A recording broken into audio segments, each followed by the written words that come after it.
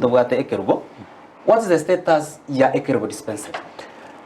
There are so many issues, and I cannot lie because in Genomurai, and people know because there are issues. And I'll be lying to my people, yes. And my people will not be happy. There are so many issues surrounding Inyagitari Ekerubo. So many issues surrounding Inyagitari Kisii.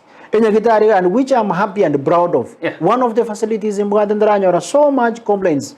And then I tell Muswati Oria Monas Biriko is in charge. I've never had issues. It's doing well, and it's disturbing me because it's offering good services to people. But these two hospitals, Tubungate Koruku, Ekerubo na Kisii, they have issues. Yes. But I've now, because of the issues, and as a leader, I must have a long-term plan for the two institutions. One of the long-term plans in Bugate, we are uplifting it. Yes.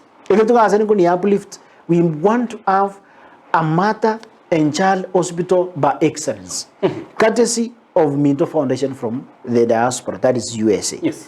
We are at an advanced stage as a county government because we have engaged, the Ministry of Health have engaged, plans have been drawn, adjustments are being done, we have gone to the ground, we have surveyed whether there is enough land, and all those things. We are not at an advanced stage, and soon, I don't want to disclose the date, because I know the date, I know yes. And you will see it, but it will not close over this year. It will be done within this year.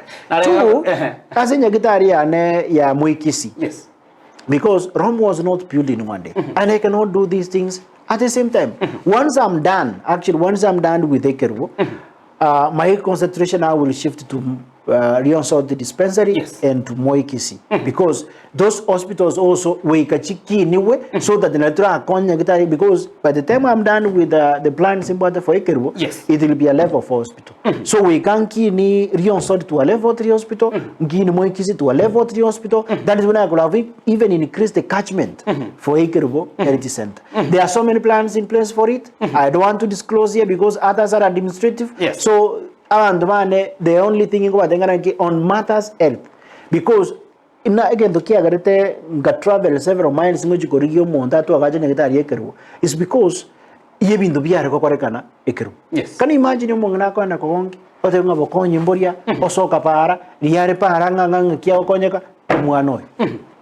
I see that. So it touched me, and I must do something that will make our mothers proud and our people proud. Mheshimiwa, analega Christopher Mogaka Monali, this Mheshimiwa is really trying. I wish him well. He needs to continue opening more county roads and